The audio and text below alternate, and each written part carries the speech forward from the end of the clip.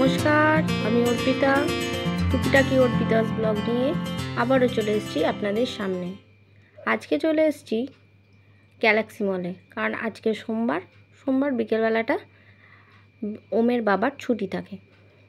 সেই কারণে অনেক দিন ধরেই ভাবছি একটা জিনিস কিনবো, জানেন। আসছি দেখছি কিন্তু চলে যাচ্ছি।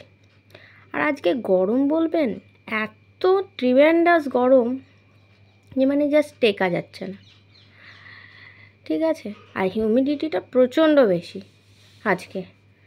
যাই হোক, এই এত গরমে এসিতে এসে, মলের এসিতে ঢুকে যেন মনে হলো একটু আরাম পেলাম। আমার বাচ্চারা, যে কোনো বাচ্চাই, শুধু আমার বাচ্চাটা নয়, যে কোনো বাচ্চাই প্রথমেই এসে এইসব গাড়ি দেখেই ঝোঁক ধরে যে গাড়িতে চাপবো।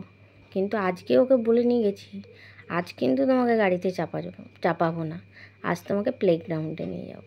ওপরে একটা প্লেগ্রাউন্ড তৈরি করে রেখেছে, সেখানে নিয়ে যাব। ওই দেখুন, অলরেডি উনি কিন্তু জেদ করছেন, না আমি যাবই বলছে, কিন্তু আবার নিজেকে কন্ট্রোল করে নিল। যাই হোক, চলুন দেখাই কি কিনতে এসেছি। চলে এসেছি রিলায়েন্স ডিজিটাল ইন গ্যালাক্সি মলে, আসানসোল। এখান থেকে আজকে অনেক দিন ধরে একটা ওয়াশিং মেশিন নেব ভাবছি, তো নেওয়াই হচ্ছে না, যাওয়াই হচ্ছে না, কিছু না কিছু প্রবলেম চলে আসছে আর যাওয়া হচ্ছে না। তো আজকে একদম ঠিক করে বেরিয়েছি যে আজকে নেবই, আজকে কিনবই, বুঝলেন। তো সবগুলো দেখে, সবারই কাছে শুনে মোটামুটি আমার দিদির একটি আছে, সেটা মনে হয় আইএফবির। আর এইদিকে দেখুন, দেখতে পাচ্ছেন এসির কেনার জায়গায় ভিড় দেখুন, শুধু গোটা রিলায়েন্স ডিজিটাল, অন্য কোথাও নেই, শুধু ওইখানেই ভিড়। যাকে ওকে এখানে খেলতে দিয়ে দিলাম।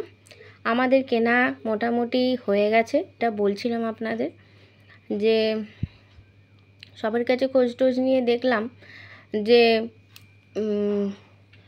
স্যামসাং ইকো বাবলটা খুব ভালো সার্ভিস দিচ্ছে, সে কারণে ওটাই নিয়ে নিলাম। ও তো খুব খুশি, দেখুন এখানে প্লেগ্রাউন্ডে যত বাচ্চা পাবে তত খেলতেই থাকবে। কিন্তু আমরা আর কতক্ষণ দাঁড়িয়ে থাকবো বলুন। তাই বেটুর বাবাকে বললাম যে চলো একটু গিয়ে কোথাও, ওখানেই একটা ফুড কোর্ট আছে, সেখানে বসা যাক। কতদিন দিয়ে এরকমভাবে দুজনে পাশে দাঁড়ায়নি জানেন, সেটা ভুলেই গেছি। সবসময় বেটু, ও বেটুকে নিয়ে বিজি, নয়তো আমি বেটুকে নিয়ে বিজি, বুঝতে পেরেছেন। যে পার্সোনাল একটা স্পেস, সেটা সাধারণত মানে বাচ্চা হয়ে যাওয়ার পর খুব কমই পাওয়া যায়। যাই হোক, তাতেও আমরা সবাই হ্যাপিই থাকি এবং হ্যাপি আছিও। তাই বসেই পড়লাম শেষমেশ একটা ফুড কোর্টে কিছু ফুড অর্ডার করে আমরা বসলাম। এইদিকে তেনার জন্য অর্ডার করা হয়েছিল, তো আসার সঙ্গে সঙ্গে একবারে মিল্কশেকটা এক নিমেষে শেষ করে দিল। একটু ওর বাবা চাইছে তো একটুও দেয়নি, জানেন। আমাদের একটু ধোসা দুটো অর্ডার করে কিন্তু আমি একদমই, যেহেতু জানছেন যে আমি বেশি খাচ্ছি না, ওই অল্প একটু শুধু টেস্টের মতো খাবো বলে একটাই অর্ডার করলাম। কেনা টেনা হয়ে গেল, ঘোরা হয়ে গেল, সব হয়ে গেল। চলুন এবারে ফেরার পালা। আমার বেটু কেন, আমার বেটু তো এসকেলেটারে ভালোবাসেই চাপতে। এই এসকেলেটারগুলোতে জানেন আমার কি ভালো লাগে চাপতে, আমারও খুব ভালো লাগে চাপতে উঠতে, কেন কে জানে। হ্যাঁ, তবে বলবে, সবাই হাসবেন হয়তো শুনে, কিন্তু সত্যি আমারও খুব ভালো লাগে। উপরের তালাটাতে দেখলাম একটা ট্যাটুর দোকান, এই তালাতেও একটা ট্যাটুর দোকান আছে, ঠিক আছে। আমরা চললাম আবার এসকেলেটরে দিয়ে নিয়েছে।